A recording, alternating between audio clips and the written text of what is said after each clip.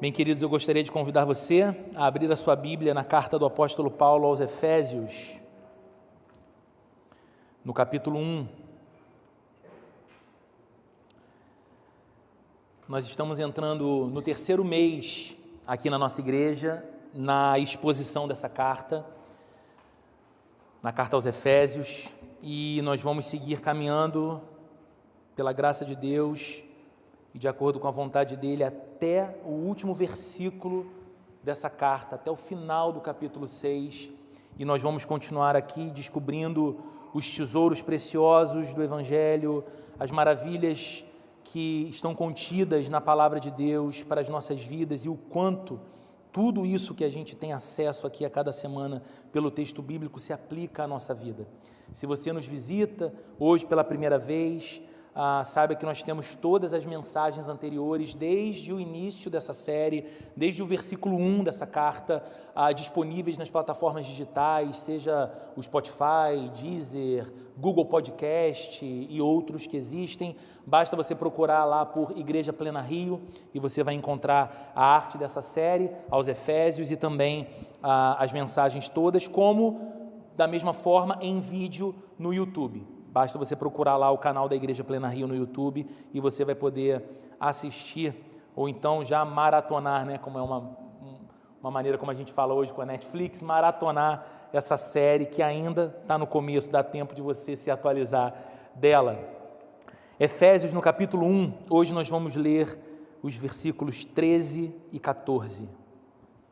Diz assim a Bíblia: Quando vocês ouviram e creram na palavra da verdade, o Evangelho que os salvou, vocês foram selados em Cristo com o Espírito Santo da promessa, que é a garantia da nossa herança até a redenção daqueles que pertencem a Deus para o louvor da sua glória. Vamos ler mais uma vez esse texto tão maravilhoso?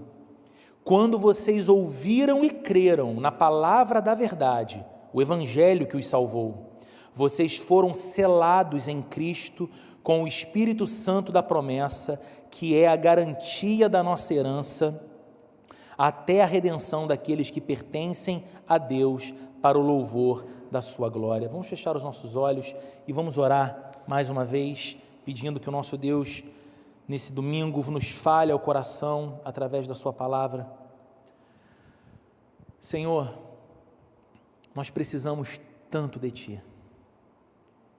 Nesse momento, a nossa mente e o nosso coração podem ser visitados por tantos pensamentos e por tantos sentimentos que nos roubam daqui. Preocupações podem nos assolar. Até mesmo os nossos aparelhos de telefone podem nos distrair. E nós podemos simplesmente perder algo profundamente poderoso reservado a nós nessa manhã. Então, meu Deus, o que eu te peço é que acima do esforço daquele que prega e acima do esforço daquele que escuta, o teu Espírito Santo se mova entre nós, de modo que a tua palavra encontre em nossos corações uma terra fértil para que ela possa germinar, florescer e frutificar. Senhor, que nessa manhã os teus filhos e filhas sejam aquecidos pela visitação celestial, que nessa manhã a simples percepção de que estamos na presença do Eterno nos encha a alma de doçura e os lábios de louvor, e a nós nos caiba a adoração pela tua palavra e os efeitos dela em nós, mas que também nessa manhã o Senhor traga para perto aquele que está longe. O Senhor traga para perto aquele coração que há muito saiu dos trilhos, Senhor, mas nunca esteve longe do teu olhar, muito menos longe de tuas mãos de amor, e que esta seja uma manhã de retorno, de reencontro pela obra poderosa do Espírito Santo, e te clamamos para que essa manhã seja também manhã de salvação, de novo nascimento, de troca de coração, de um coração de pedra indisposto à fé, para um coração de carne tocado pelo Espírito Santo e cheio de alegria por ouvir o Evangelho e responder ao Evangelho. Que a tua igreja, Senhor, se alegre nessa manhã pelos teus feitos maravilhosos entre nós, nos edificando, nos trazendo para perto, nos corrigindo, salvando e fazendo aquilo que somente o Senhor mesmo é capaz de fazer pela tua igreja e pelo teu povo. Cuida dos nossos filhos e filhas aqui no segundo andar, que eles também sejam abençoados por Ti, esteja com cada voluntário, esteja com cada professor, Senhor, nesse momento, para que a Tua palavra lhes seja transmitida com graça e seja acolhida em corações tocados também pelo Senhor. Em nome de Jesus, essa é a nossa oração nessa manhã. Amém e amém. Eu não sei você, do seu tempo de escola, as matérias que você tinha mais apreço, que você mais se identificava. Eu até gostaria de dizer que eu tinha muita identificação com matemática, com física, com química, mas eu estaria mentindo, eu não tinha essa identificação. Mas eu tinha identificação com outras matérias. Eu sempre gostei muito de português, eu sempre gostei muito de geografia e eu sempre gostei muito de história. Eu sempre fui apaixonado por essa matéria, história. Eu me lembro, quase 20 anos atrás, quando eu entrei no seminário para iniciar os meus estudos teológicos, uma das matérias que eu era mais apaixonado era história do cristianismo. Amava olhar para a história. E eu acredito que, de fato, a história é uma das disciplinas mais importantes que nós podemos estudar. Especialmente porque, através dela, nos é oferecida a capacidade de conhecer o passado. E conhecendo o passado, compreendendo o passado, discernir melhor o presente e preparar então o futuro. A história é muito importante para que a gente entenda que algumas conduções da vida, que alguns cenários na sociedade não nasceram no nosso tempo e época, mas são o resultado de processos históricos que vêm antes de nós. E há muitos exemplos disso. Um deles é a história da escravidão. Você deve lembrar do que diz a história desse capítulo tão terrível da vida humana, aquilo que aconteceu por séculos, e por séculos foi considerado como algo normal, o homem possuir pessoas como propriedade, como posse. Aliás, uma das grandes fontes de movimentação da economia do mundo antigo era o comércio de escravos. A compra e venda de pessoas para servirem a outras pessoas. Mas nós sabemos que aquilo que aconteceu e foi considerado normal por tantos séculos, num determinado momento histórico, passou a ser combatido. Num determinado momento passou a ser questionado: como assim o homem pode explorar o homem? Como assim um ser humano pode ser possuidor de um outro ser humano, desconsiderando a dignidade da vida do outro, enquanto ele defende a sua própria dignidade de vida? Então leis começaram a ser pensadas, vozes começaram a se levantar contra isso, embora em nossos dias nós saibamos que existe ainda aquilo que nós chamamos de escravidão moderna. E infelizmente, até mesmo no Brasil, há pessoas que trabalham em condições análogas à escravidão. Oficialmente, em todo o mundo, nós sabemos que a escravidão ela é combatida. As resoluções da ONU falam veementemente contra isso, contra a escravidão humana. Mas voltando ao passado, voltando lá para aquele tempo em que isso era de alguma forma tido como normal, uma das maneiras, eu não sei se você sabe, mas acho que sim, uma das maneiras utilizadas para demonstrar que um homem possuía escravos era queimando a pele desses escravos com algum sinal, fossem as iniciais do nome daquele homem, fosse um símbolo identificado com aquele homem que marcasse aqueles escravos como sua propriedade. Todo escravo, toda escrava tinha a sua própria carne, a sua própria pele marcado. Isso era uma espécie de selo que garantia que aqueles escravos tinham um dono.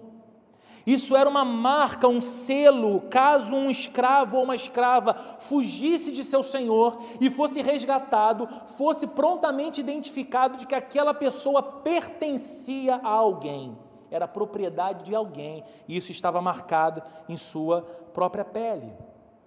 Mas não apenas durante a escravidão, o hábito de marcar com um selo ou um sinal, uma propriedade ou uma posse, era comum. Você vê que até hoje no interior é muito comum em muitas fazendas que criam gado, o gado ser marcado em seu couro com a marca daquela fazenda, que identifica que aquele gado pertence àquela fazenda.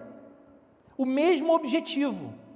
O gado marcado simboliza a posse de um fazendeiro daquele rebanho. Mas para você não ficar muito triste pensando nessas cenas violentas, terrível que acontecia no passado, com seres humanos tendo sua pele marcada como propriedade de alguém, ou do que é feito com alguns animais mesmo em nossos dias, eu quero lembrar a você algo que você certamente já sabe, de que essa coisa de selo é muito importante e essencial na vida de todos nós até os dias de hoje.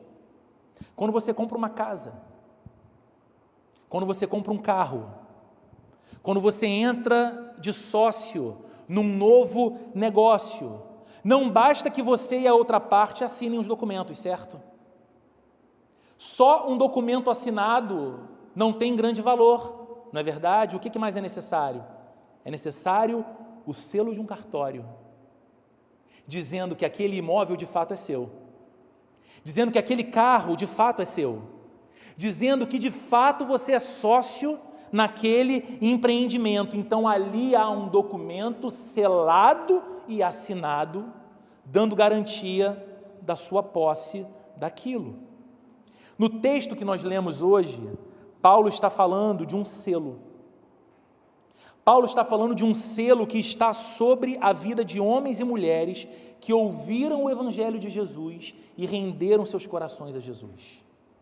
Que selo é esse?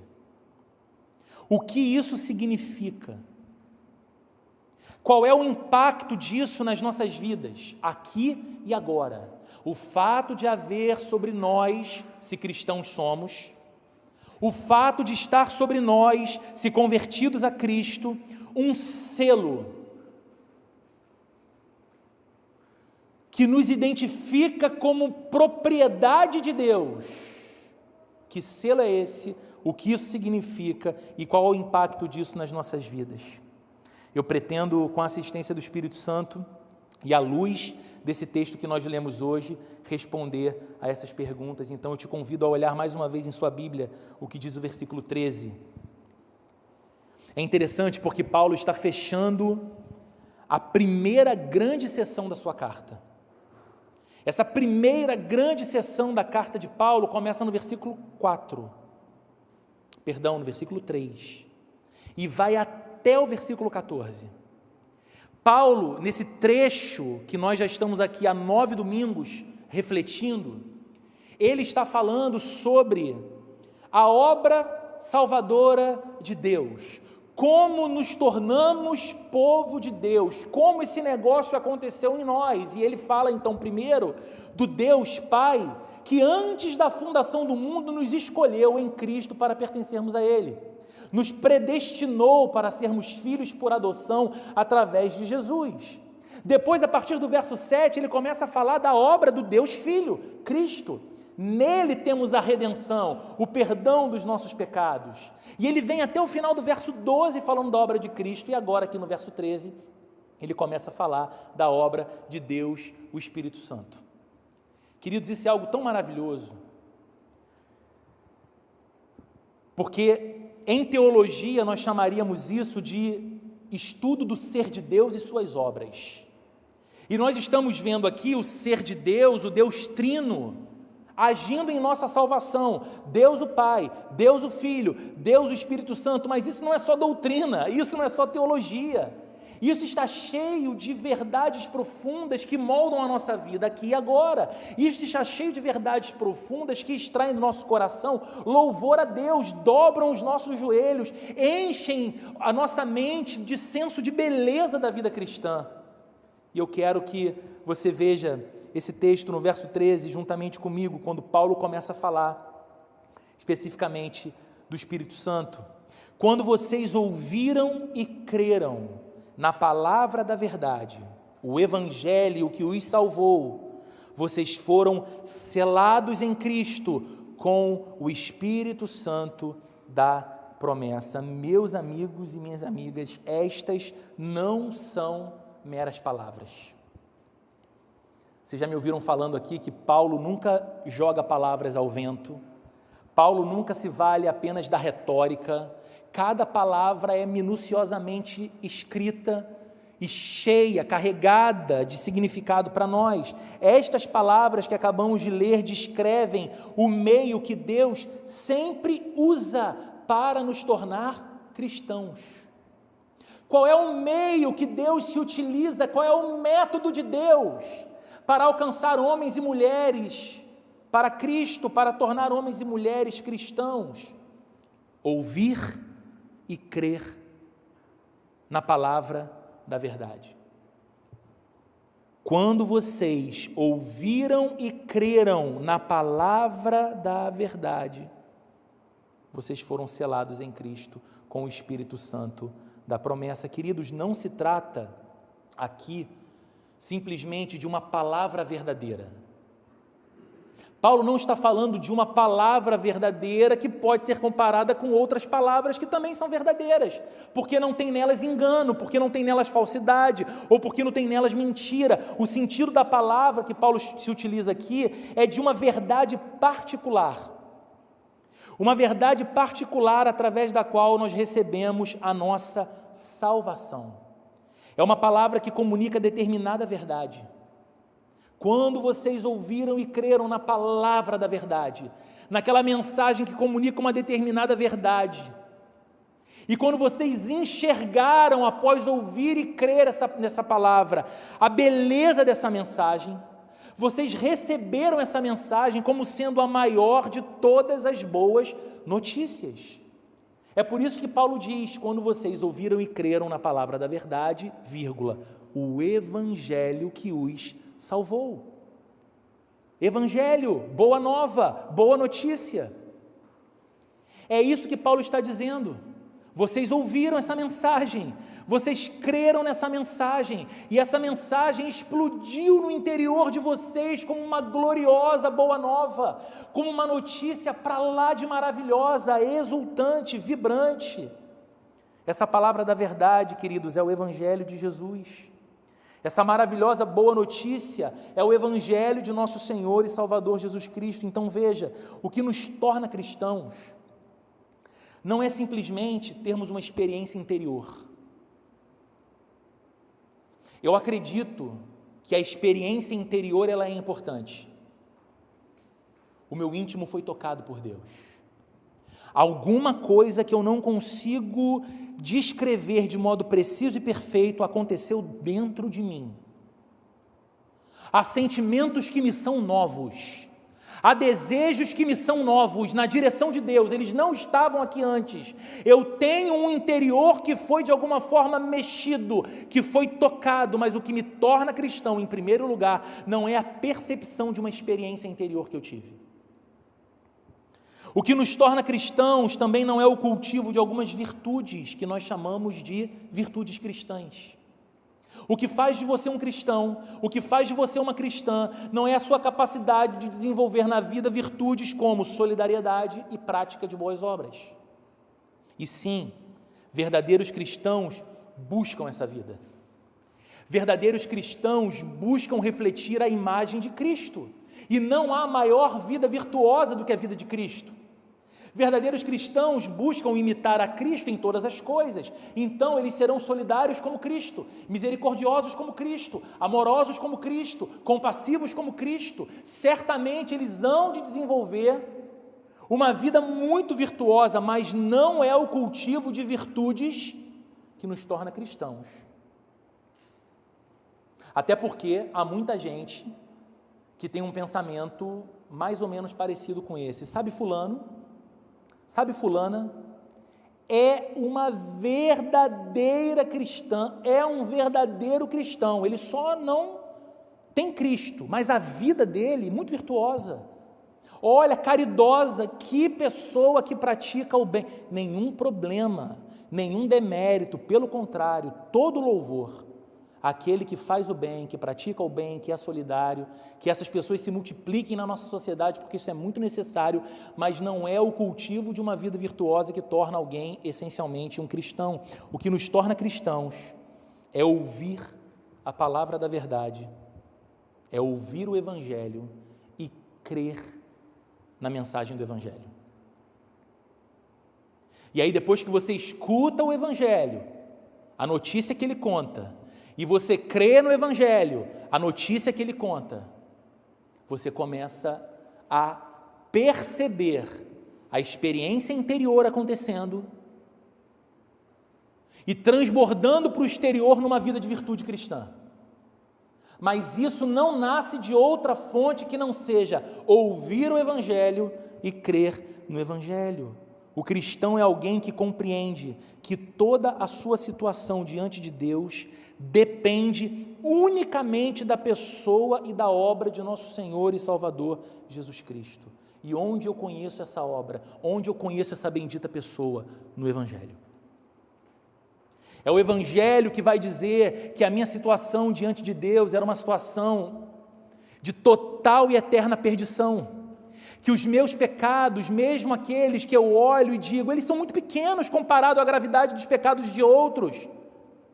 Mesmo aquela singela mentira, mesmo aquela coisa que a gente costuma dizer que é um mal inofensivo, aos olhos de um Deus que é absolutamente santo, nos tornariam por toda a eternidade condenáveis. O Evangelho nos conta essa notícia, a gravidade dos nossos pecados, mas o Evangelho também nos conta o que Cristo fez, o que Deus decidiu fazer por nós em Cristo, a oferta gratuita do perdão, a oferta gratuita de transformação do nosso coração, de restauração, de redenção. Então um cristão é alguém que por causa do Evangelho sabe que a sua condição diante de Deus se sustenta, não porque ele é um virtuoso moral, não porque ele é alguém que sente movimentos interiores do Espírito no seu coração, simplesmente, ele se arrepia e ele se emociona na presença de Deus, e essas coisas podem acontecer, repito, e devem ser buscadas, mas um cristão sabe que o é, por causa do que Cristo fez por ele, e ele sabe que a sua condição, a sua situação de paz diante de Deus, depende exclusivamente da pessoa bendita de Jesus, e da obra redentora de Jesus. Então, queridos, como eu sempre falo, o cristianismo não é sobre você, e não é sobre mim, é sobre Jesus. Não é sobre o que nós fazemos, não é sobre o que nós fizemos, não é sobre o que nós faremos, é sobre o que Deus fez por nós em Cristo. Isso é o que muda todas as coisas, isso é o que determina todas as coisas. O Evangelho não consiste, então, em dizer que se deve servir a Deus. Pregar o Evangelho não consiste, primeiramente, em dizer que você deve servir a Deus e agradar a Deus. O Evangelho consiste, primeiramente, em falar do que Deus fez por você e por mim em Cristo. E quando você entende isso, quando você escuta esse Evangelho e crê nesse Evangelho, ele é exposto ao seu coração, repito, como a mais maravilhosa de todas as notícias. Então é claro que você vai querer servir a Deus porque Ele é digno. A alegria da sua vida vai ser servir a Cristo, a alegria da sua vida vai ser seguir a Cristo, a alegria da sua vida vai ser agradar a Deus, mas pelo que Ele fez por você. Não é suficiente perguntarmos a nós mesmos se acreditamos em Deus. O ponto aqui não é você conversar com alguém, mas me diga, mas você acredita em Deus ou não acredita em Deus? Essa pergunta não é suficiente. Não é suficiente perguntarmos a nós mesmos se tentamos servir a Deus sinceramente, se tentamos agradar a Deus sinceramente, se nós vivemos de fato uma vida virtuosa. O ponto é maior, a pergunta é maior. A pergunta que devemos fazer é: compreendemos o que Deus fez por nós em Cristo? Eu compreendo o tamanho do que foi feito por mim. Hoje, quando eu participo da ceia do Senhor, como fizemos nesse culto, eu compreendo o tamanho do que foi feito por mim. Eu compreendo a extensão e a gravidade do meu pecado, e a extensão e o tamanho do amor soberano de Deus por mim. Eu entendo que há uma obra de amor sendo operada sobre a minha vida, apesar de mim. Nos damos conta de que toda a nossa posição diante do Santo, diante do Eterno, diante do Soberano, se baseia exclusivamente nessa palavra da verdade, o Evangelho. Nos damos conta disso, de que é só por Jesus, é só em Jesus, é só por causa de Jesus. Sabe o que isso significa, queridos? Quando ouvimos o Evangelho, quando nos rendemos ao Evangelho, quando entendemos o que Deus fez por nós em Cristo, nós precisamos afirmar o seguinte: não somos mais nossos, somos de Deus.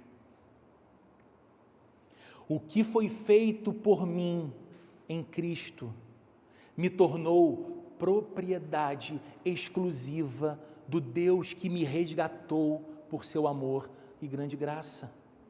Nós somos de Deus, pertencemos a Deus, fomos comprados pelo sangue do seu Filho, que foi derramado naquela cruz por nós. Entende como é importante o que Paulo está dizendo? Quando vocês ouviram e creram na palavra da verdade, o Evangelho que os salvou. O Evangelho que revelou que vocês trocaram de posição, vocês mudaram de status, vocês mudaram de situação, antes indiferentes a Deus e condenáveis diante de Deus, agora diante de Deus, como filhos de Deus, justificados por Cristo, vocês são posse do Senhor, propriedade do Senhor. Mas nós sabemos, queridos, que por natureza, os nossos corações estão trancados e fechados para a verdade do Evangelho. É isso que a Bíblia diz o tempo todo, não é? Que o homem natural não pode ver a Deus, que o homem em sua condição natural de pecado não pode estar na presença de Deus, não pode contemplar a Deus, não pode andar com Deus. Nós sabemos pela Bíblia que somente um agir de Deus através do Espírito Santo pode abrir os nossos corações e amolecer os nossos corações. E esse é o selo que está sobre nós e que afirma que pertencemos a Deus. Qual é a garantia, Roberto, que eu tenho, a partir da obra de Cristo na cruz, de que eu pertenço a Deus, de que eu não sou mais meu, mas que eu sou dele? Qual é o sinal que eu tenho de que isso é uma verdade sobre mim? O Espírito Santo. Desde que vocês ouviram e creram na palavra da verdade, o Evangelho que os salvou, vocês foram selados em Cristo com o Espírito Santo da promessa. Vocês foram selados em Cristo com o Espírito Santo da promessa. Meus irmãos, quanta glória nós temos aqui. Eu sei que vocês já me ouviram fazer e falar isso aqui algumas vezes, mas eu efetivamente me sinto sempre naquela situação de incapacidade de descrever o tamanho da glória que está sendo narrada a nós aqui. Pense comigo, pecadores vivendo distantes de uma vida que agrada a Deus.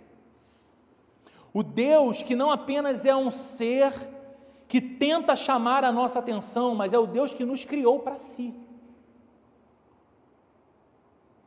E nós vivíamos os nossos dias a desprezar o Deus Criador e a dizer: não importa quem tu és, o mundo que tu fizeste, nem a vida que tu criaste, pouco me importa que estabeleceste uma lei para a tua criação e que tudo que foi criado por ti deve seguir a tua lei. Eu desprezo a tua lei para viver a minha lei. verbalizando isso ou não, é isso que todos os dias homens e mulheres distantes de Deus fazem com as suas próprias vidas, pecadores distantes da vida que agrada a Deus, pessoas incompletas, pessoas existencialmente vazias. E não é porque lhes falte a experiência de algo, elas conquistaram e podem conquistar mais dinheiro, elas alçaram voos maiores na profissão e podem chegar em lugares ainda mais altos. Elas sonharam com coisas e realizaram aquilo que sonharam. Mas existencialmente é como se elas se sentissem incompletas e vazias, não preenchidas.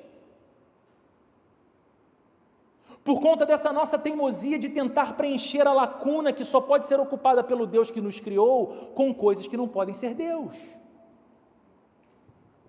Agora pense nisso, pecadores distantes da vida que agrada a Deus, pessoas incompletas que, no entanto, foram alvo de um poderoso amor e de uma grande obra de salvação, e que agora não simplesmente foram tocadas pelo Espírito Santo.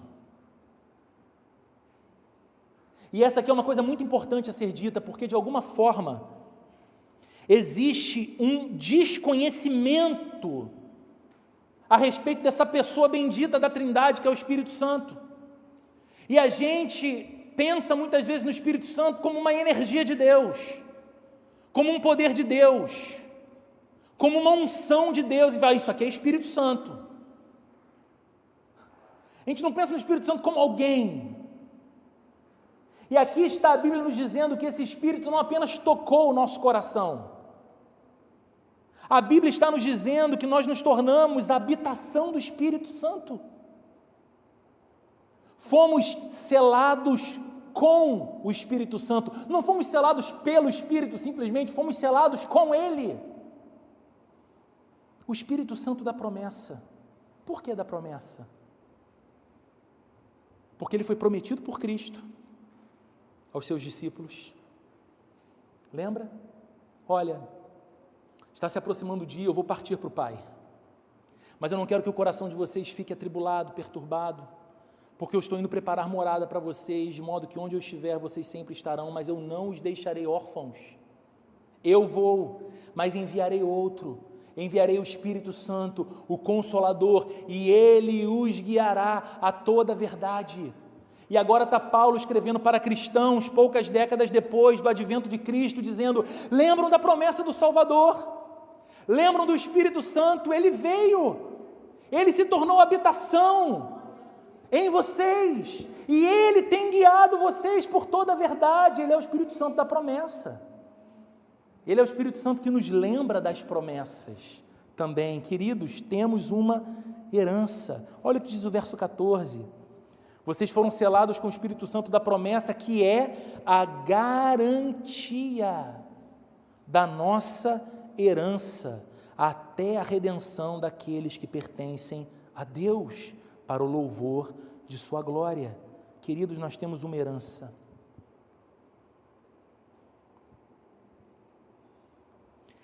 Nós temos uma herança. Se estamos em Cristo, nós temos a garantia de uma herança. Nós podemos ser muito abençoados por Deus aqui. Nós podemos ser muito contemplados por Deus nessa vida, nesse mundo. A gente pode ter uma família maravilhosa, nós podemos ter filhos que nos enchem de orgulho, nós podemos ter um casamento sempre positivo, nós podemos ter uma profissão que nos alegra, nós podemos ter uma condição financeira que nos coloca num lugar destacado, ainda mais num país de miseráveis como é o Brasil. Nós podemos ter muitas bênçãos que a gente mede, que a gente quantifica, mas, queridos, estas coisas, embora dádivas de Deus, não são a herança que nós recebemos do Senhor. Nós temos uma herança, nós esperamos passar toda a eternidade com Deus, como seus filhos e como suas filhas, em sua santa presença. Essa é a nossa herança. E enquanto nós miramos na eternidade, enquanto nós entendemos que o nosso destino foi alterado para sempre e que de pessoas condenáveis passamos a ser filhos e filhas de Deus com a garantia da eternidade ao lado de Deus, o nosso Criador, enquanto nós miramos nessa eternidade, nós trilhamos aqui na história e no tempo como aqueles que foram redimidos por Cristo. Nós já colhemos os resultados da redenção de Cristo em nossas vidas, aqui e agora. Nós já buscamos aqui e agora uma vida de antecipação da realidade por vir. O reino de Deus será consumado lá e além, mas nós buscamos a manifestação dele na medida mais concreta possível, aqui e agora. Em nossas casas, em nossas relações, em nossos trabalhos, em nosso dia a dia. Por quê? Porque já somos de lá.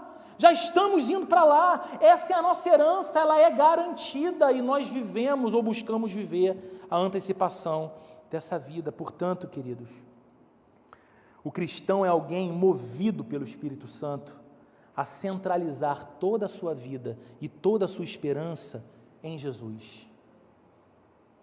Não fosse o Espírito Santo de Deus, prometido por Cristo, derramado sobre os discípulos em Pentecostes, como diz Atos capítulo 2, e derramado sobre você e sobre mim,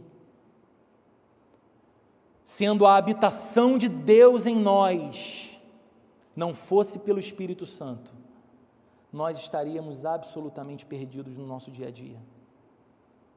Nós não seríamos, como Jesus prometeu, guiados a toda a eterna verdade. Nós não centralizaríamos a nossa vida em Cristo. Nós faríamos talvez de Jesus uma memória de um personagem muito importante da história, mas não o Rei dos Reis e Senhor dos Senhores, o dono de nossas vidas. É o Espírito Santo, como diz a Bíblia, quem nos convence da justiça, do juízo, do pecado. É o Espírito Santo dentro de nós, toca o nosso interior e nos faz clamar, como diz o apóstolo Paulo, referindo-se a Deus, Abba, Pai. Paizinho, é a obra do Espírito Santo em nós. É o Espírito que nos move a centralizar toda a nossa esperança em Jesus. Não é isso que faz você ter paz com seu passado. A sua paz com o passado é porque o cristão sabe que os seus pecados foram lançados sobre o Senhor Jesus naquela cruz. Então, o que há de vergonha no seu passado, o que há de constrangedor no seu passado,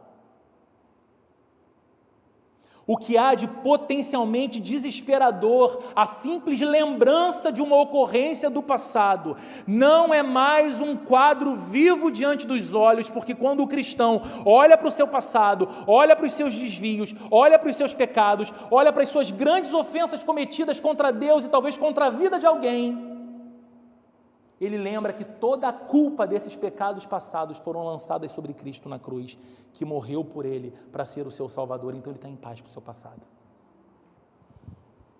Ele sabe que Cristo carregou sobre si a culpa desses pecados e eliminou a culpa desses pecados. Com relação ao presente, o cristão é alguém ciente da sua fraqueza. Ele é ciente da sua indignidade. Ele não é um super crente, porque super crentes não existem. Ele não tenta ser um herói religioso como os personagens da Marvel, mostrando que ele tem uma espiritualidade diferente, que ele é intentável, que ele é impecável. Não, ele é consciente de suas fraquezas.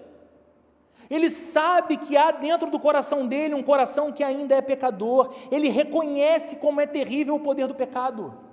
Ele reconhece como é terrível o poder da tentação em seu interior. Por vezes ele é capaz de se sentir afligido pela realidade das tentações. E talvez ele diga, como dizia Martinho Lutero, o reformador do século XVI, eu não posso evitar que as aves sobrevoem a minha cabeça, eu posso apenas impedir que elas façam ninho nela. Martinho Lutero escreveu isso falando sobre a tentação. Ele disse, eu não posso impedir que os pensamentos tentadores me sobrevenham, me visitem. Eu posso apenas lutar para que eles não façam ninho em mim. Mas ainda assim, mesmo reconhecendo a sua fraqueza, a sua indignidade, a presença da tentação e do pecado no seu presente, o cristão tem sua confiança e tem sua esperança renovada para cada dia, porque ele conhece bem quem é o seu Salvador. Ele sabe quem é Cristo, ele está centrado em Cristo. Mais do que isso, o Espírito Santo o leva a orar, o Espírito Santo o leva a clamar pelo auxílio do Senhor em suas fraquezas. É o Espírito Santo quem o faz clamar: Senhor, desvia os meus passos do caminho mau, Senhor, desvia o meu coração do pecado, Senhor, desvia os meus dias, para que eu não caminhe distante de Ti, mas próximo de Ti. Há uma antiga canção, eu não lembro se do Inário Cristão, se da harpa, realmente eu não lembro, mas uma antiga canção diz um trecho dela assim: Senhor, de Ti careço, fica perto a mão, pois quando estás perto, perde força a tentação. Eu creio que é o Espírito que nos leva a orar assim e a cantar assim: Senhor, de Ti careço. Então fica perto, essa ideia de fica a mão, Senhor, fica tão perto que eu estenda a mão e eu te toque, porque quando o Senhor está perto, a tentação perde força. E quando o cristão olha para o futuro, essa confiança e essa esperança nele permanecem inabaláveis. O mundo pode continuar difícil, a tentação pode continuar forte e o pecado pode continuar ao redor. Ele certamente seguirá se sentindo fraco, ele certamente seguirá percebendo que com seus próprios recursos ele não dá conta de uma vida diante de Deus. No entanto, ele sabe que tem a garantia da herança, como diz o texto que lemos, até a redenção daqueles que pertencem a Deus. Ele sabe que pertence a Deus, ele sabe que foi selado com o Espírito Santo, ele é posse do Senhor, ou seja, ele sabe que aquele que está com ele nunca o abandonará, nem o desamparará, como diz Hebreus capítulo 13, verso 5. Ele não será abandonado, ele não será desamparado. O Senhor é por ele, o Senhor está com ele, o Espírito habita nele e ele continuará o seu caminho para um futuro eterno, porque o Senhor o conduz. Concluindo, queridos, se você me ouve nessa manhã, e se de alguma forma você não entregou o seu coração totalmente para Jesus Cristo, mas você é alguém que deseja ter paz com o seu passado, você sabe tudo o que o seu passado representa para você e o quanto ele é usado contra você, por você mesmo, pelo diabo e pelos outros. Se você deseja ter confiança para o seu presente, apesar da instabilidade da vida, e se você deseja ter esperança para o seu futuro, você precisa render o seu coração a Jesus Cristo hoje. Você precisa fazer isso hoje. E eu tenho certeza que o Espírito Santo desperta você. Eu tenho certeza que o Espírito Santo fala a corações que têm andado adormecidos, que já ouviram o Evangelho, que já caminharam próximos de Cristo, mas que de alguma forma sentem o coração frio e distante agora. O Espírito Santo chama você e toca você e lembra você que a única maneira para que a sua vida encontre paz perpétua é vivendo em Cristo, rendendo-se a Cristo, voltando para Cristo e caminhando com Ele todos os dias da sua vida. Mas eu também sei que nessa manhã eu falo para muitos homens e mulheres que viveram a genuína experiência de conversão através do Evangelho. E por isso, você foi selado com o Espírito Santo. Você foi selada com o Espírito Santo.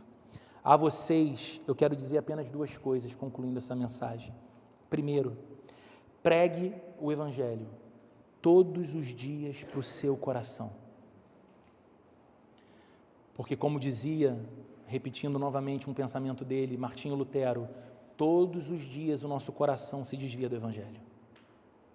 Então pregue, seja repetitivo. Há um Deus Criador que é santo e puro e que me criou para a sua glória. O meu pecado me roubou de Deus, me lançou numa condição de eterna e perpétua condenação. Mas Deus não me deixou abandonado à minha própria sorte, ao meu próprio destino. Ele me escolheu para ser seu filho em Cristo Jesus e Ele enviou o seu Filho a esse mundo. E estando nesse mundo, Jesus viveu a vida que todo homem e mulher foram criados por Deus para viver, mas não vivem por causa do pecado.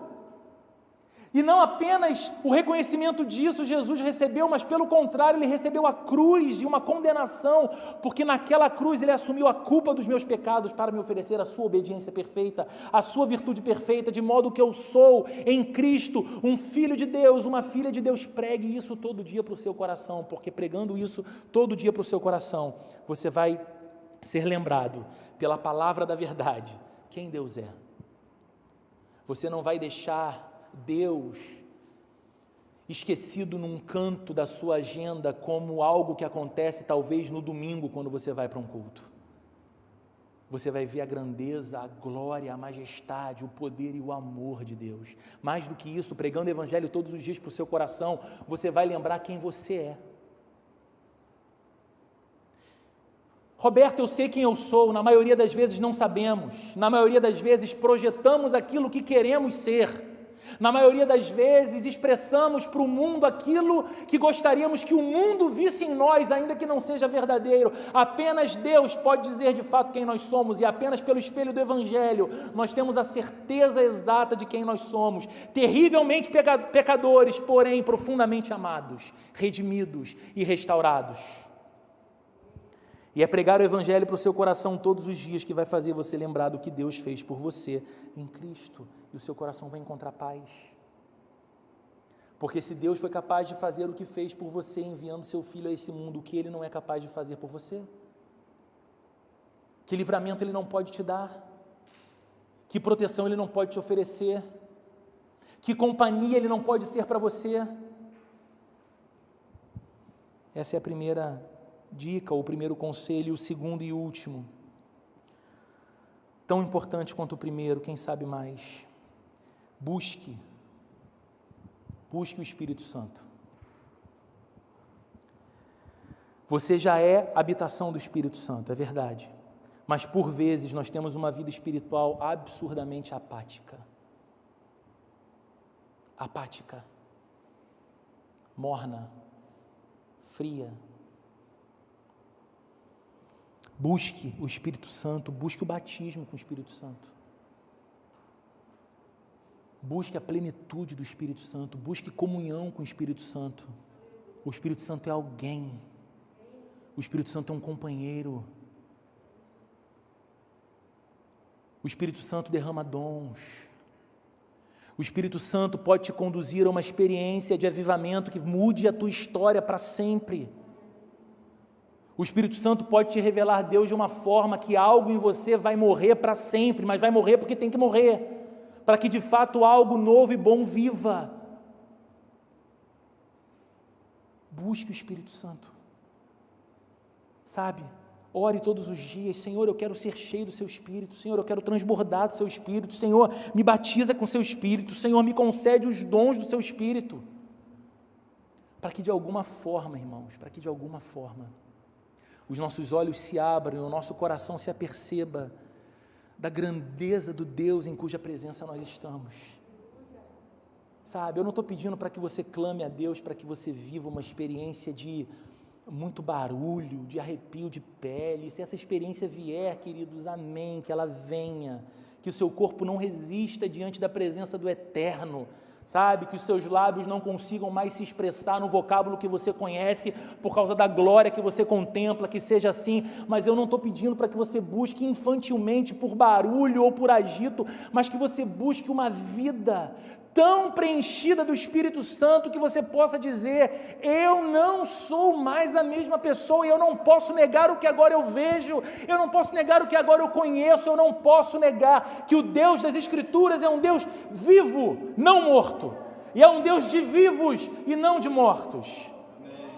Vamos buscar o Senhor, Vamos orar. Eu quero chamar aqui o Anderson e a Renata, eu quero pedir perdão a você pelo horário, mas eu queria muito que nessa noite nós encerrássemos, nessa noite não, podia ser vigília, né? Mas não. Eu queria muito que nessa manhã nós encerrássemos esse culto de pé e cantando mais uma vez uma música que entoamos hoje. Espírito, enche a minha vida, enche-me do teu poder, pois de ti eu quero ser. E que você, nesse pequeno momento, importando-se menos com quem está perto, importando-se menos se alguém te vê ou não te vê, saiba, Deus te vê. Que você clame por isso, Espírito, enche a minha vida, enche-me com teu poder. Vamos cantar isso ao Senhor nessa manhã, encerrando essa nossa manhã juntos.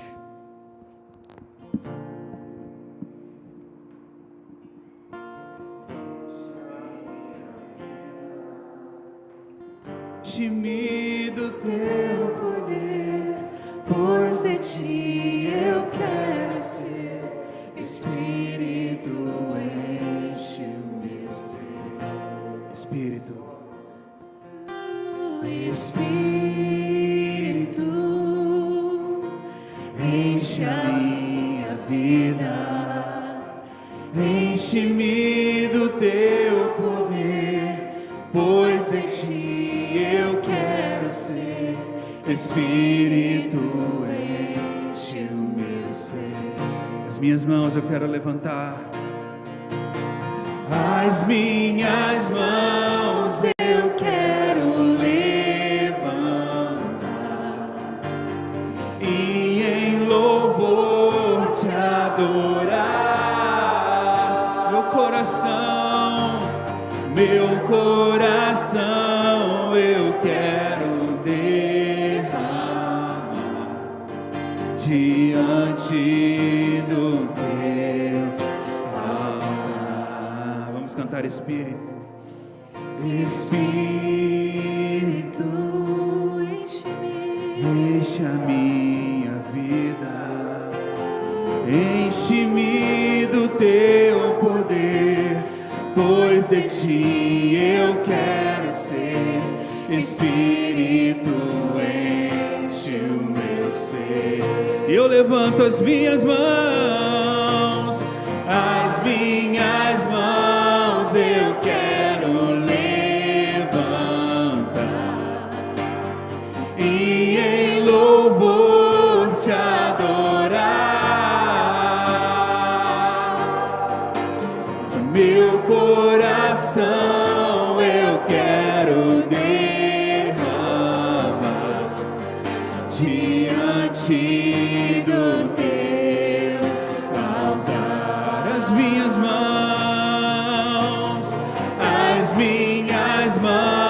eu quero levantar a ti, Senhor, e em louvor te adorar. te entrego meu coração eu quero derramar diante do teu altar.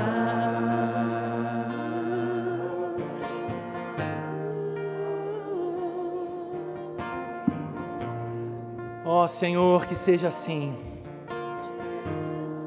Que seja assim, Senhor, nessa manhã, que esta seja uma manhã de preenchimento do Teu Santo Espírito, Senhor.